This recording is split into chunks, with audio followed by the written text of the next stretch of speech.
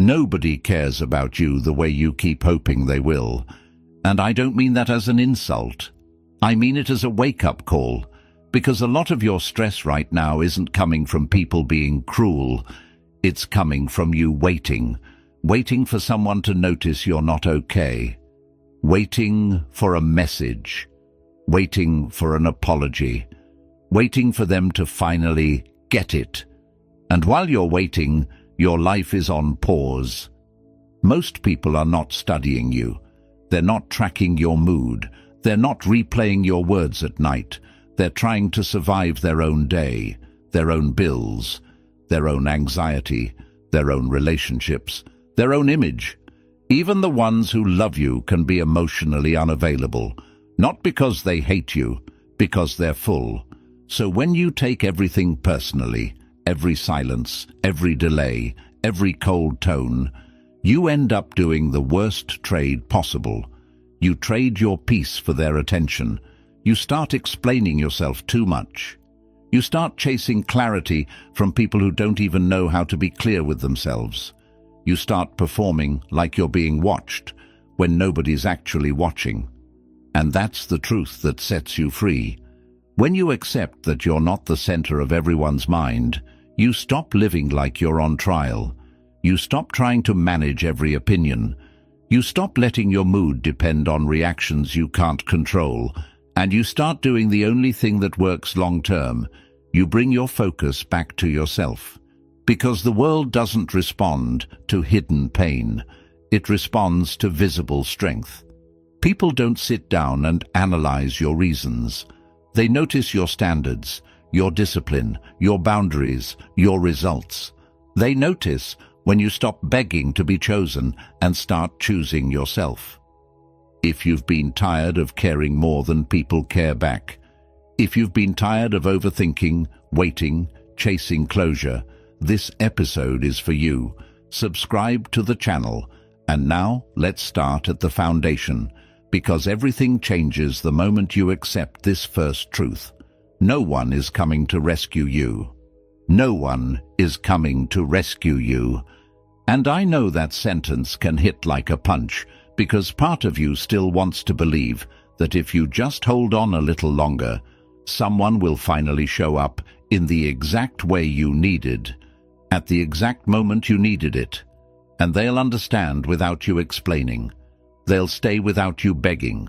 They'll choose you without you proving anything.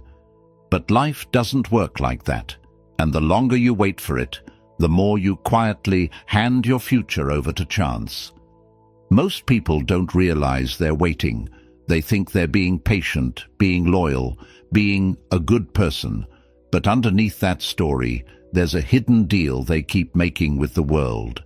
I'll stay stuck today, because maybe tomorrow someone will save me from the pain of changing. Maybe someone will give me the motivation. Maybe someone will give me the opportunity. Maybe someone will give me the apology that finally lets me breathe again. Maybe someone will come back and make it right. And without noticing, you start living with your hands stretched out, not for money, but for relief. Here's what that does to you. It turns you into someone who reacts instead of builds. Your mood rises and falls based on what people do. Your confidence depends on whether you're chosen, replied to, noticed, invited, validated. And because you want to feel safe, you start adjusting yourself. You become easier, quieter, more convenient. You over-explain. You tolerate what you shouldn't tolerate. You delay the hard decisions. You keep doors open that should be closed, because closing them would force you to accept the truth. If nobody comes, it's on you. That's not cruel, that's power. Because the moment you accept no one is coming, you stop wasting energy on hope that has no plan. You stop waiting for a mood to save you. You stop waiting for perfect timing. You stop waiting for people to understand your boundaries before you set them. You stop waiting for confidence to arrive before you take action. You stop waiting for someone to give you permission to become the version of you that you already know you need to become. And then you start moving differently. You start doing the boring things that change your life. You start sleeping like you respect yourself. You start training your body even when nobody notices. You start working when you don't feel inspired. You start cutting off what drains you, even if it makes you look mean. You start building skills, stacking wins, saving money, cleaning your environment, protecting your mind. Not because you're trying to impress anyone, but because you finally understand something simple. The rescue you wanted was always supposed to become your discipline. And I want to be very clear here, because this point can be misunderstood. This isn't telling you to isolate. It's not telling you to never ask for help. Ask for help. Use mentors. Use therapy. Use friends. Use community. That's human. But don't confuse support with rescue. Support helps you walk. Rescue carries you while you stay the same. And the truth is, nobody can carry you forever. Even the people who love you have limits. Even the people who promise will disappoint you sometimes. Even the best relationships can't replace self-leadership. So the real shift is this. You stop expecting life to be fair, and you start becoming capable. You stop demanding that people treat you better, and you start treating yourself better. You stop begging the world for a softer reality, and you start becoming stronger than the reality you have. Because when you build yourself from the inside, something strange happens. You become harder to manipulate, harder to shake. Rejection stops feeling like a verdict. Silence stops feeling like abandonment. You don't spiral as easily because your stability isn't sitting in someone else's hands. No one is coming to rescue you. So you rescue yourself, quietly, daily, without drama, until your life starts reflecting the work you've been doing when nobody was watching. And once that becomes real, you'll never go back to waiting. People are too busy with their own lives. That's the part your emotions don't want to accept, because your emotions don't care about logic, they care about meaning. And when someone doesn't text back, or doesn't check in, or doesn't notice you pulling away, your mind doesn't automatically translate that into "they're busy." It translates it into something harsher. "I don't matter. I'm not important. I'm easy to forget." And then you start building a whole story around a small moment. And you suffer more from the story than from the moment itself. But if you step back and look at people honestly, most of them are overwhelmed. They wake up already behind. They carry stress they don't talk about. They're trying to look stable while they feel unstable. They're trying to keep relationships alive while they can barely keep themselves together. And even the people who seem confident, who seem social, who seem always good, they're managing an internal mess you can't see. So when you expect consistent attention from people, you're often expecting something they can't give. Not because they're monsters, because they're human. Think about how often you've been distracted and didn't reply to someone right away. How often you've read a message, felt tired, and thought, "I'll respond later," and then later became never. How often you've cared about someone but still didn't have the energy to show it in the perfect way. You weren't trying to hurt them, you were just full. And that's exactly what's happening on the other side of many of your disappointments. This matters because it changes how you interpret life. When you believe people are always thinking about you, you live tense, you live self-conscious, you replay conversations, you inspect your tone, you overcorrect your personality. You wonder how you looked, how you sounded, if you were too much, if you were not enough. You start living like your identity is being graded. But once you accept that most people are mainly thinking about themselves, a weight drops. Not in a sad way, in a clean way. You stop taking everything personally. You stop treating silence as a verdict. You stop trying to control impressions that were never fully under your control anyway. And you start seeing social life for what it is. Everyone is the main character in their own head. That doesn't mean nobody will ever care.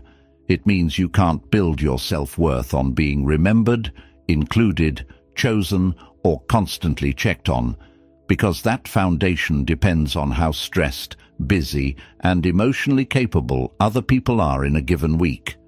That's unstable ground. And if your peace is sitting on unstable ground, you'll feel anxious even on good days, because you'll always be waiting for the ground to shift. So here's the practical shift. Instead of asking, "Why don't they care about me?" ask, "Why am I making my emotional stability depend on their attention?" Instead of chasing people for reassurance, build routines that reassure you from the inside. Instead of watching who's viewing you, liking you, responding to you, invite yourself back into your own life. Put your attention into things that can actually carry you: your health, your work, your habits, your standards, your environment, the way you speak to yourself when nobody is around. Because when you stop demanding that busy people carry your emotions, you become lighter. And when you become lighter, you also become clearer. You can see who genuinely shows up, not because you forced it, but because they choose it. You can stop investing in relationships that only exist when you're entertaining, useful, available, or easy. And you can stop doing something that quietly destroys your self-respect: performing. A lot of people don't live their life. They present their life. They post it like they're managing a brand. They speak like they're being recorded. They move like they're being judged. But there's no audience. Not really. There's just a bunch of tired humans scrolling between their own worries. So, if you've been overthinking how you're perceived, if you've been feeling watched, judged, evaluated, I want you to hear this plainly. People are not thinking about you that much. They're thinking about themselves. And that is good news, because it means you're free to stop trying to be impressive and start being real. Your pain matters less to other people than you think. Not because you're dramatic, not because you're weak, not because what you're going through isn't real. It's real. It can be heavy. It can feel like you're carrying a full backpack of stones through a normal day while everyone else walks around with empty hands. But here's the truth that changes everything. Other people don't feel your pain from the inside. They only see the outside of it. And the outside is always quieter than the inside. You can be falling apart and still look fine. You can be grieving and still make jokes. You can be anxious and still show up on time. You can be exhausted and still say, "I'm good." And because you can do that, people assume you are good. They don't wake up with your thoughts. They don't get hit by your memories at random hours. They don't sit in your body when it tightens for no reason. They don't carry the backstory. They don't hear the inner dialogue that keeps repeating the same question: why me? So when you tell them a piece of it, they react. And then they move on. They might even care. They might even mean it when they say, "I'm here for you." But then their phone buzzes, their kid cries, their boss calls, their partner gets irritated, their own insecurity returns, and your pain becomes one item on their list, while it remains the entire landscape of your day. This is why seeking the perfect understanding from people can quietly destroy you, because you start needing them to respond in a certain way for you to feel okay. You need the right words, the right tone, the right timing, the right amount of attention, and if you don't get it, you feel abandoned, even if no one promised you anything. And look, I'm not saying don't share. Sharing matters. Asking for help matters. Support matters. But there's a difference between support and emotional outsourcing. Support is someone walking beside you while you still carry your own weight. Outsourcing is begging someone else to carry your inner world so you don't have to face it alone. That's the trap. When your pain gets big, you start searching for a witness, someone who sees it the way you see it, someone who reacts with the same intensity, someone who confirms that you're not crazy for feeling this much. And when they don't react the way you hoped, it feels like your pain got dismissed. But usually, it didn't get dismissed. It just didn't get adopted. Nobody can adopt your inner life for you, and once you accept that, you stop wasting energy on disappointment. You stop getting angry that people don't get it. You stop measuring love by how perfectly someone responds to your suffering. You stop turning your wounds into a court case where everyone has to agree on the verdict. There's a reason Stoic philosophy keeps coming back to one simple idea. Your life gets calmer when you stop demanding that the outside world fix the inside world. Marcus Aurelius said, "You have power over your mind, not outside events." That line isn't about pretending pain doesn't exist. It's about refusing to hand your stability to people who can't possibly hold it the way you want. Because here's what happens when you keep waiting for others to carry your pain. You delay the work that actually heals it. Healing is often boring. It's not a big talk at 2 a.m. It's not someone finally apologizing. It's not a dramatic breakthrough. It's small private decisions that nobody claps for. Sleeping on time because your nervous system is fried. Eating like you respect your future. Moving your body even when you don't feel like it. Getting sunlight. Writing the truth down. Walking without music so you can hear yourself. Cutting contact with what keeps reopening the wound. Saying no without explaining. Letting the silence be the closure. Choosing the next right action even while your emotions are still loud. And yes, it feels unfair at first. Because part of you wants someone to look at your pain and say, "I see all of it. I feel it with you. I will make it lighter." But the adult truth is this. No one can feel your pain at full volume except you, which means no one can fully save you from it except you. So instead of asking, "Why don't they care enough?" ask, "What would I do today if I stopped expecting them to carry this for me?" Because when you stop demanding that people treat your pain like a sacred object, you actually start treating yourself like one. You become less bitter, more grounded, more self-led. You stop needing the world to pause for you, and you start building a life that can hold you even when the world doesn't. And that's not loneliness, that's strength. Seeking validation wastes your life. Not in a dramatic way, not like one big decision that ruins everything overnight, but in the quiet way. The way a slow leak ruins a full tank. Because validation doesn't just take your time, it takes your attention. And attention is the only real currency you have. The one thing you can't earn back once it's spent. You can feel it in the small moments. You post something and then keep checking. You say something and then replay it. You do a good thing and still look around for someone to notice. You're improving, but you're still waiting for permission to feel proud. And if nobody claps, a part of you starts doubting whether it mattered at all. That's the deal validation makes with you.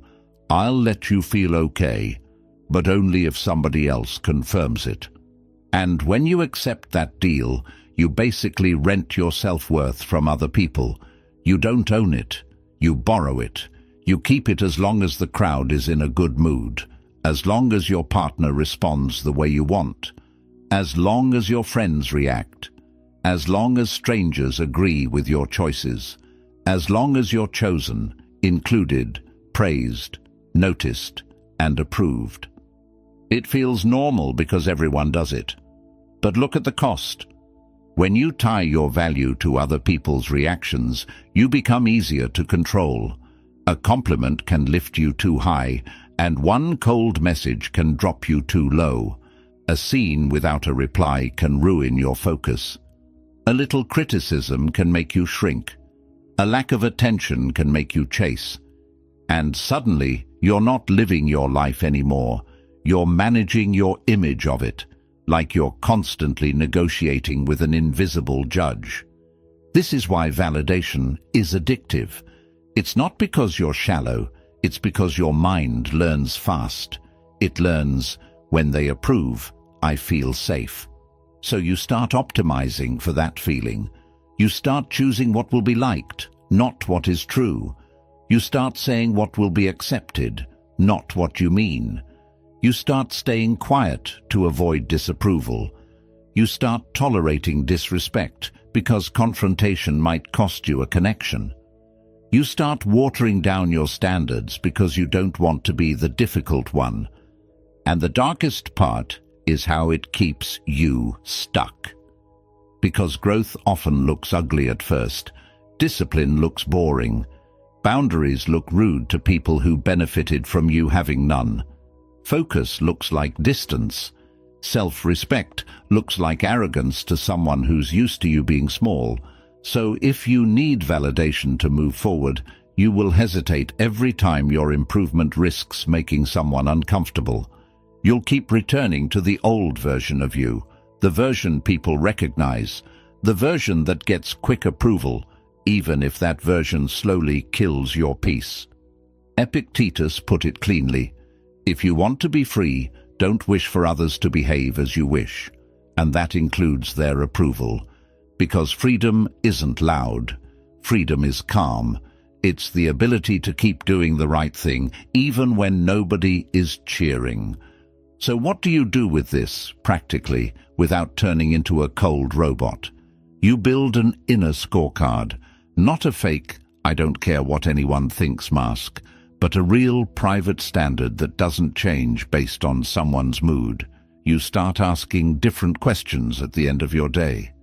Did I do what I said I would do? Did I protect my energy? Did I act with self-respect? Did I move one step forward, even if nobody noticed? Did I keep my word to myself? Because when your self-esteem comes from keeping promises to yourself, you become hard to shake. Your confidence stops being a performance and starts being evidence. And you also notice something else. A lot of validation chasing is really pain avoidance. It's easier to refresh your phone than to sit in silence and face what you're avoiding. It's easier to seek reassurance than to do the work that would make reassurance unnecessary. It's easier to hope someone chooses you than to choose yourself and risk being alone for a while. But the moment you stop begging for the outside world to confirm you, you get your life back. You stop explaining your choices to people who aren't building your life. You stop auditioning. You stop chasing reactions. You start doing things for results, not applause. And slowly, your nervous system calms down, because it's no longer living on a roller coaster of approval and rejection. And the irony is, when you stop needing validation, you often become more respected. Not because you're trying to prove something, but because you're no longer easy to pull around with attention. So ask yourself, honestly, how many decisions have you made just to be liked? How many truths have you swallowed just to keep the peace? How much of your energy is still spent trying to be seen, instead of becoming undeniable? Silence reveals who really cares. Not the kind of silence where you're punishing people or playing games. I'm talking about a quieter move. You stop over-explaining. You stop chasing. You stop forcing your presence into places where it isn't being welcomed, and you simply step back. And what happens next is almost always uncomfortable at first, because silence feels like risk.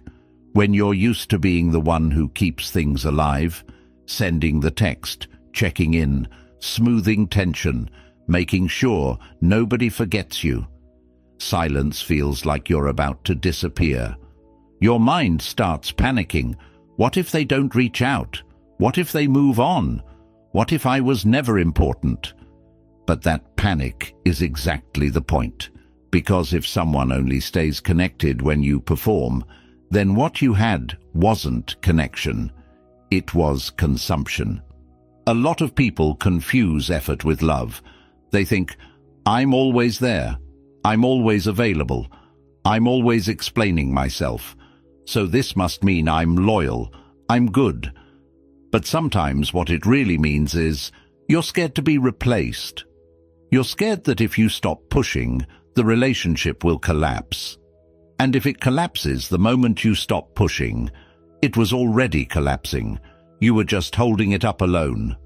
Silence is the moment you put the weight down. And when you do that, you learn something fast. Who checks in because they actually care, and who only interacts when it benefits them. Who respects you when you're not entertaining. Who values you when you're not useful. Who notices your absence without you having to announce it like a news headline. It's not personal, it's information. Some people don't miss you, they miss what you gave them. Your attention, your reassurance, your emotional labor, your constant willingness to be the bigger person. And the reason silence hurts is because it exposes the truth you were trying not to see. You were feeding something that wasn't feeding you back. So the next time you feel that urge to explain yourself, why you're quiet, why you're distant, why you're changing, pause. Because explaining too much is usually a sign you don't trust your own decision. You're trying to convince them so you can feel less guilty. But growth doesn't need a committee. Boundaries don't need a debate. There's an old Stoic line I love because it's so simple it almost sounds rude. Be silent for the most part and speak only when you must, and then briefly. It's not telling you to become cold. It's telling you to stop leaking yourself. Stop talking your way into being tolerated. Stop negotiating for basic respect. Silence is how you stop auditioning. And here's what makes this powerful. When you stop chasing, you stop giving people the ability to define your worth through their response. You stop making your peace dependent on whether they reply. You stop handing them the remote control to your nervous system. Now, some people will disappear when you get quiet. They won't ask, they won't check, they won't care. And it's going to sting, not because you're weak, but because you're human. You invested. You believed. You gave real energy. And watching someone walk away calmly can feel like someone deleting you. But the sting is also clarity. Because it's better to feel the truth once than to live in confusion for years. And sometimes the opposite happens. Sometimes you get quiet and someone surprises you. They reach out, not with drama, not with guilt.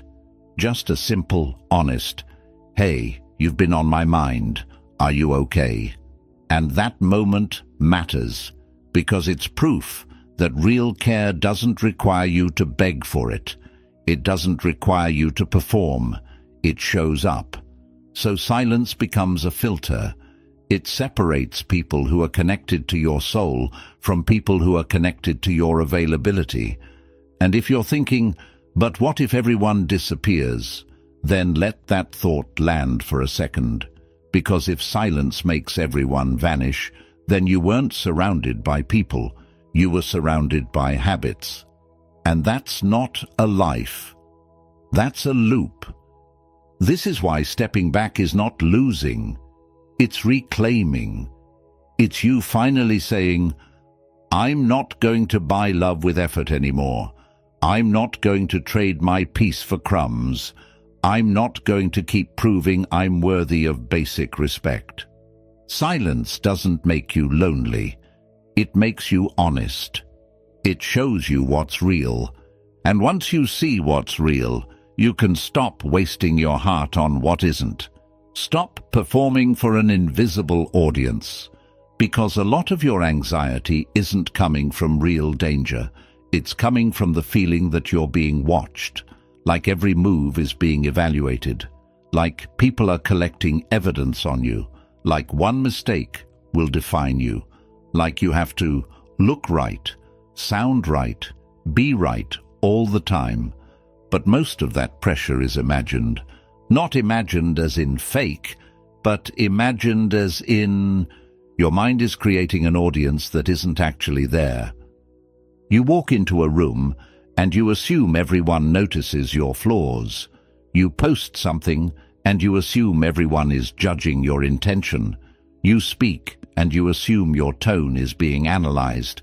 You change your path and you assume people are offended. You distance yourself and you assume they're thinking about you non-stop. And then your life becomes a constant performance review. Here's the truth. Most people are not tracking you. They don't have the time. They're too busy tracking themselves. They might glance. They might react for a second. They might even talk about you for a moment. Then they go back to their own story, their own worries, their own image, their own problems. Even when people judge you, it's usually not because you're that important to them.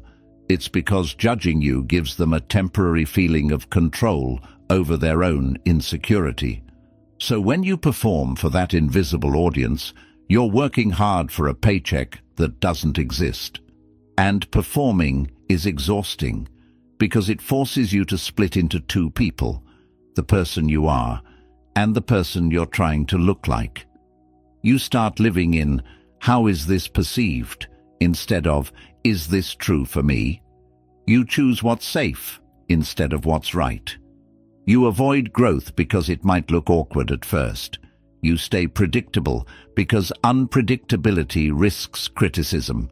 Even your good behavior starts to be about optics. You help people so you can be seen as helpful. You stay calm so you can be seen as mature. You stay quiet so you can be seen as unbothered. And that sounds harmless until you realize you're not actually living. You're managing your brand. And the invisible audience gets worse in the digital world because social media makes it feel real. You can literally count views, count likes, count reactions, count silence. So your brain starts treating attention like measurement of worth. You start living like your life is content and your emotions are a product. That's when you lose yourself. Because when you're always trying to be seen a certain way, you stop asking the most important question. What do I actually want? Not what will impress them, not what will keep them, not what will make them regret losing me. What do I want when nobody is watching? This is why private discipline is so powerful. It's the opposite of performance. Performance is doing things to be noticed. Discipline is doing things even when nobody notices. Performance needs an audience. Discipline needs a standard. And when you build your life around your standard instead of their eyes, your anxiety drops because the nervous system calms down when it's not constantly scanning for approval. So the practical shift is simple. Start doing more things privately. Not because you're hiding, but because you're building. You lift when nobody claps. You read when nobody praises you. You save money when nobody knows. You fix your sleep when nobody sees. You say no without making a speech about it. You stop announcing your transformation while you're still fragile. You let results do the talking later. Because the truth is, the strongest version of you is not built in public. It's built in the hours when nobody cares. And that's not depressing. That's clean. That's the moment you stop living for an invisible audience and you finally start living for yourself. Your energy is leaking into the wrong people, not in some dramatic, obvious way, more like a slow drain you don't notice until you're tired all the time, until your patience is thinner, your focus is weaker, your confidence feels unstable, and you can't even explain why. You just know you're giving too much of yourself away, and somehow you're still not getting your life back. Energy leaks through attention first, through the quiet habit of checking who viewed, who replied, who didn't, through reading a short message 3 different ways, through replaying a conversation in your head while you're driving, showering, trying to sleep, through trying to predict people's moods like it's your job, through carrying somebody else's approval like it's a medical device you can't live without. And the worst part is how normal it feels. Because you don't call it leaking, you call it caring, you call it being thoughtful, you call it being emotionally intelligent, you call it being loyal. But if caring is costing you your stability, it's not care anymore. It's an addiction to control. It's your nervous system trying to feel safe by constantly monitoring other people. That's why certain people leave you exhausted, even when nothing bad happened. You spend time with them, and you feel like you were on stage. You feel like you had to manage the vibe. You had to be careful. You had to keep them interested, keep them calm, keep them pleased, keep them close. Maybe you were trying to earn warmth from someone who only gives it when you perform. Maybe you were trying to get clarity from someone who speaks in mixed signals. Maybe you were trying to get respect from someone who only respects you when you're useful. And the leak doesn't just take your mood, it steals your future. Because the energy you spend tracking people is the same energy you need to build your body, build your skills, build your money, build your craft, build your peace. It's the same focus you need to change your habits. It's the same mental space you need for deep work. It's the same emotional bandwidth you need for the people who actually show up cleanly.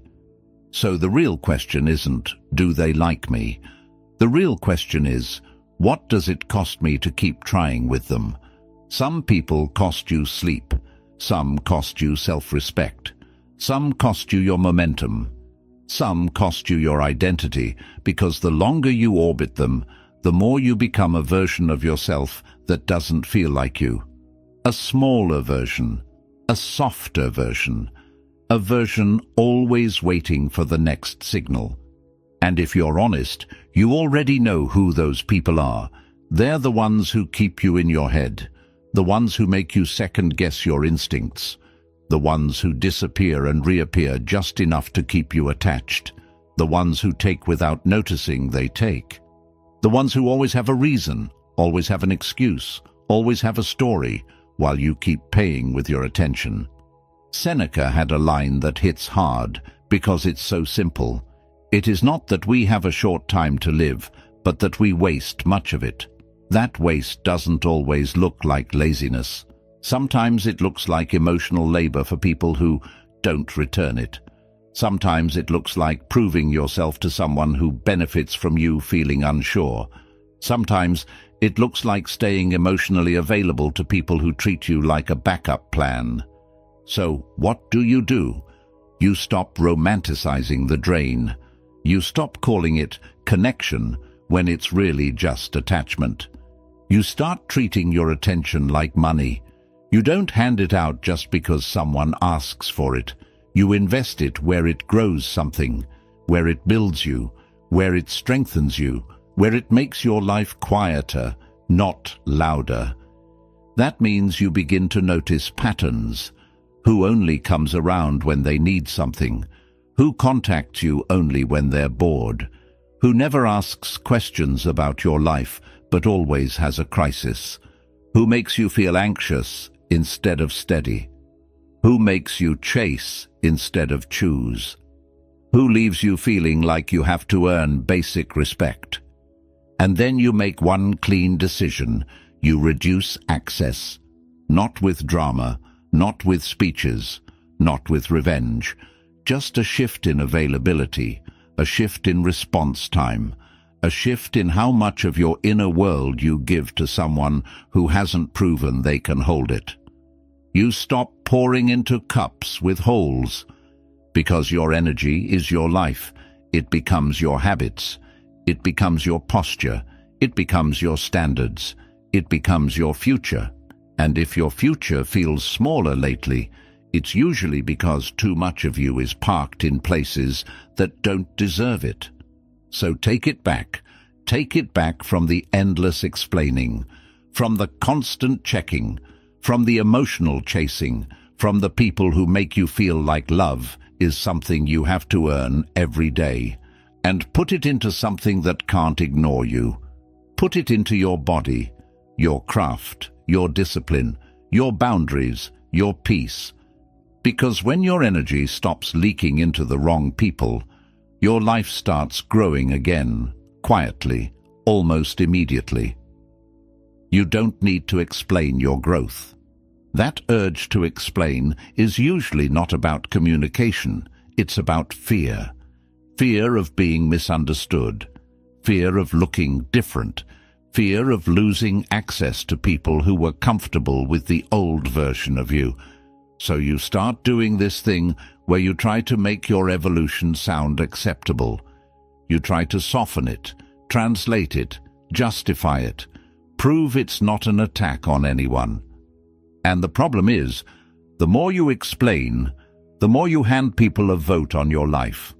You start acting like your boundaries need approval, like your distance needs a permission slip, like your healing needs to be defended in court, like you owe a full presentation about why you changed your mind, why you pulled back, why you stopped tolerating certain behavior, why you're not available the way you used to be.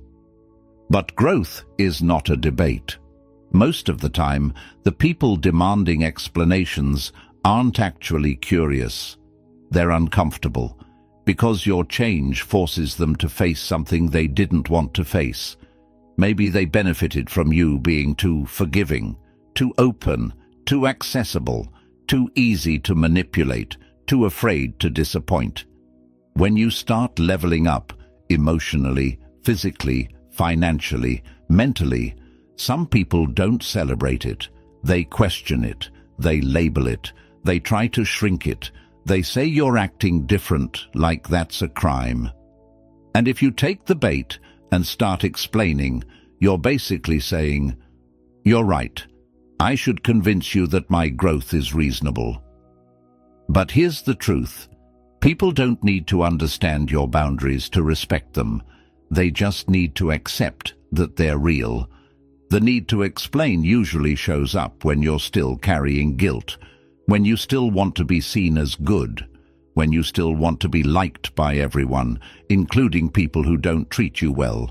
So you overtalk, you write long messages, you clarify your tone, you add extra kindness to make sure nobody thinks you're cold. You offer too many details because you're trying to control the story they tell about you. And you can't control it. If someone wants to misunderstand you, they will. If someone is committed to seeing your growth as betrayal, they'll frame it that way. You can write 10 paragraphs, and they'll still choose the version that makes them feel like the victim. You can give perfect logic, and they'll still respond with emotion. Because the issue was never the explanation. The issue was the loss of access. This is why the strongest move is often the quietest one. You stop narrating your transformation in real time. You stop trying to be fair to people who were never fair to you. You stop handing out behind-the-scenes footage of your decision-making. You let your actions speak. You let the new pattern be the explanation. You're not here to be understood by everyone. You're here to be stable. Epictetus said it in a way that sounds harsh until you feel how liberating it is. If you want to improve, be content to be thought foolish and stupid. Meaning, if you're serious about getting better, you have to stop needing the crowd to approve your process. Sometimes growth looks strange to people who are used to you being predictable. Sometimes self-respect looks arrogant to people who are used to you overgiving. Sometimes peace looks boring to people who only know you when you're anxious and available.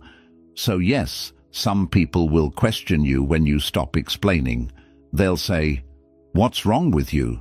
They'll say, "Why are you acting like this?" They'll say, "You changed," and you'll feel that old reflex to defend yourself. But you don't have to. Because the old you would have turned that into a long conversation. The new you can turn it into a standard. Not rude, not dramatic. Just clear, short, clean. You're allowed to outgrow environments without giving a speech. You're allowed to protect your time without providing a biography. You're allowed to step away without negotiating. And when you do that, something important happens inside you. You stop living as a public project. You start living as a private commitment. That's the whole point of this episode. Your life gets better when your self-worth is not hanging from people's reactions. And one of the fastest ways to cut that rope is to stop explaining your growth. Because explanations can become chains. They keep you attached to the old identity. They keep you in conversations you shouldn't be in. They keep you emotionally available to people who don't deserve your inner world. They invite arguments. They invite guilt. They invite bargaining. Silence, on the other hand, lets your life move forward. So let them be confused. Let them make their comments. Let them think what they think. Your job isn't to manage their interpretation. Your job is to keep building the version of you that doesn't need their permission to breathe. Attention is not love. That's one of the cleanest truths you can learn, and also one of the hardest, because attention feels warm at first. It feels like proof. It feels like you matter, and when you've been starving emotionally, even small crumbs can look like a meal. Even a quick message can feel like intimacy. Even someone constantly watching you can feel like care. But attention is cheap. Love is not. Attention can be random. Love is consistent. Attention can be curiosity, boredom, loneliness, ego, habit, even control. Love is a decision. And once you learn the difference, your whole emotional life starts to calm down because you stop mistaking noise for safety. A lot of people will look at you, react to you, even chase you for a while, and still not truly care about your well-being. They like how you make them feel. They like the entertainment. They like the access. They like the way you listen. They like the way you soften their day. They like the image of being connected to you. But if you stop providing that, they fade. Not because you did something wrong, but because what they wanted wasn't you. It was the experience of you. That's why attention can be so confusing. Because it can imitate love almost perfectly. It can show up fast. It can be intense. It can be constant. It can make you feel chosen. And then one day, when you actually need support, it disappears. And you're left asking the same painful question. How can someone be so present and still not be there? Because presence is not the same as devotion. Someone can give you attention while still keeping you at a distance. Someone can flirt with your mind and still not respect your heart. Someone can like your company and still not value your peace. Someone can text you every day and still not be willing to show up when it matters. Someone can watch everything you do and still not protect you from harm. They can be loud, but not loyal. And if you're not careful, attention trains you to accept inconsistency. It trains you to chase highs. It trains you to live off signals. A reply becomes a reward. A like becomes relief. A little interest becomes hope. And then you start tolerating things you never would have tolerated if you were calm. You start lowering your standards just to keep the connection alive. You start explaining yourself again. You start performing again. You start thinking, if I just do a little more, they'll finally love me the way I want. But love doesn't need you to audition. Love doesn't require you to shrink to stay. Love doesn't play games with your nervous system. So the real skill here is learning what love looks like when it's quiet. It looks like consistency. It looks like respect, even when you're not useful. It looks like someone caring about your long-term good, not just their short-term feeling. It looks like someone who doesn't disappear the moment you stop entertaining them. It looks like a person who can handle your boundaries without turning it into a fight. And if you think about it, the biggest proof is simple. When you're not doing well, do they get closer or do they get annoyed? Because attention loves the highlight reel. Love can sit with the human parts.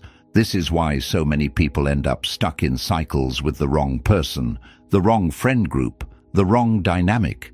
They're not addicted to the person.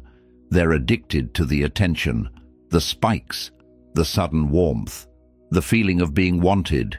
It feels like life. It feels like something, and silence feels like death. So they accept chaos just to avoid emptiness. But that's not love. That's a nervous system chasing relief. And once you see that, you can make a cleaner choice. You stop giving your heart to attention, and you start saving your loyalty for actions. Not words, not intensity, not vibes. Actions. Who shows up when it's inconvenient? Who respects your boundaries without punishing you? Who stays consistent when there's nothing to gain? Who wants you stable, not dependent? Because the moment you stop confusing attention with love, you stop being easy to manipulate. You stop being pulled around by mixed signals. You stop settling for the loudest person in the room, and you start valuing the steadiest one. And maybe the biggest shift is this. You stop using attention as proof that you're worthy. You become worthy in your own eyes first. You become solid. And from that place, you don't chase attention anymore. You recognize it, you appreciate it when it's real, and you let it pass when it's not. The world respects visible results, not hidden excuses. And I don't say that to make you cynical. I say it because it's the fastest way to stop wasting your life trying to be understood by people who don't have the time or the capacity to understand you. Most of us carry a private folder of reasons. Real reasons. Heavy reasons. You didn't become this way for no reason. The procrastination, the mood swings, the inconsistency, the fear, the numbness, the overthinking. A lot of it is connected to things you survived, things you learned, things that shaped you when nobody was watching. And because those reasons feel so real inside you, you assume they should matter to everyone else. But outside your mind, reasons don't land the way you think they do. People don't live in your nervous system. They don't wake up with your memories. They don't feel the same weight behind your "I'm trying." They just see what shows up. They see the missed deadline, not the childhood that made discipline feel unsafe. They see the inconsistency, not the anxiety that makes starting feel like jumping off a cliff. They see the silence, not the exhaustion. They see the outcome, not the inner war. And that's not unfair. That's just how the world works. Because most people are dealing with their own life at full volume. They don't have the bandwidth to hold your context the way you hold it. So when you try to earn respect by explaining, you often lose respect instead. Not because explanation is wrong, but because explanation can sound like negotiation, like you're asking to be evaluated on intention instead of performance. The world doesn't run on intention, it runs on proof. And if you take that personally, you'll stay angry. But if you accept it, you'll get powerful, because you'll stop spending your best energy on defending your story and start spending it on changing your habits. There's a reason you can tell someone your plan 1,000 times, and nothing changes in how they see you until the day your life looks different. You can promise you're leveling up. You can swear you're serious. You can say you're focused now. You can explain your pain perfectly. But the only thing that shifts perception, your perception of yourself too, is consistency that shows up in the real world. Results are loud. Not because they're arrogant, but because they're undeniable. And this is where a lot of people get stuck. They think being understood is the same as being respected. So they chase conversations, they chase closure, they chase validation for their struggles. They try to make people see how hard it's been. And sometimes, yeah, you deserve empathy. Sometimes you deserve someone to say, "I get it, that was heavy." But empathy doesn't replace responsibility. And if you keep trying to trade empathy for progress, you'll keep repeating the same cycle.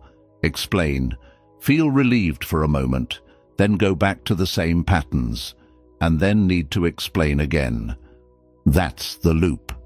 And the way out is uncomfortable at first, because it asks you to stop talking and start doing.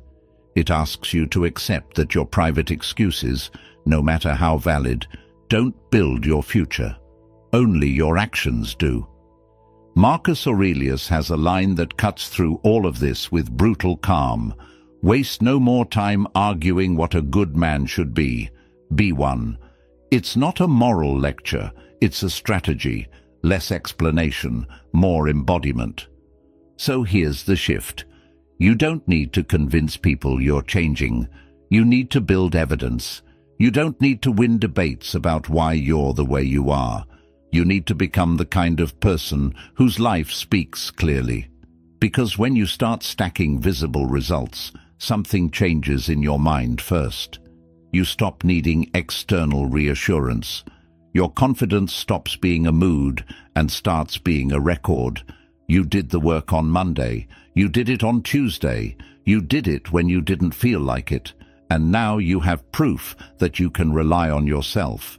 That's real self-respect. And ironically, once you have that, you stop caring as much about what people think, because you're no longer trying to borrow worth from their reactions. You're generating it from your discipline. This doesn't mean you become cold. It means you become clean. You stop telling long stories about what you're going to do. You stop defending what you haven't built yet. You stop using your pain as a reason to stay the same. You let your habits do the talking. Sleep becomes a result. Fitness becomes a result. Boundaries become a result. Money saved becomes a result. A calmer nervous system becomes a result. Work completed becomes a result. And once those start showing up, you don't have to announce anything. You don't have to explain anything. People can feel it. They treat you differently when you treat yourself differently, not because they suddenly became wise, but because the world responds to what's visible. So if you've been carrying excuses like they're a shield, try something else. Carry consistency, quietly, daily, without speeches, without drama. Build the kind of results that remove the need for explanations. Because at the end of the day, the world isn't asking you for a perfect story. It's asking you for a real life. Self-neglect begins when you obsess over others. It rarely starts as something ugly. It starts as, "I'm just trying to understand." You're just trying to read the room, to figure out what they meant, to make sense of the shift in their energy, to decode why they're distant, why they're acting different, why they didn't reply the way they used to. It feels like you're being careful, like you're protecting yourself. But over time, it becomes a habit that quietly steals your life. Because the more you obsess over other people, the more you abandon your own center. Your attention moves outward and stays there, like a security camera that never stops recording, and you don't realize what you're losing until you wake up one day and you're behind on your own goals, behind on your own health, behind on your own peace. And somehow you know everything about their mood, their timeline, their patterns, their excuses, their psychology. But you don't know what you want anymore. That's what self-neglect looks like in modern life. It's not always skipping meals or sleeping late. Sometimes it's more subtle. It's skipping your priorities because you're waiting for a message. It's delaying your work because you're replaying a conversation. It's losing your appetite because you're checking if they viewed your story. It's avoiding the gym because you're emotionally exhausted from overthinking. It's waking up and letting the first thing you feel be someone else's energy. And the tragedy is,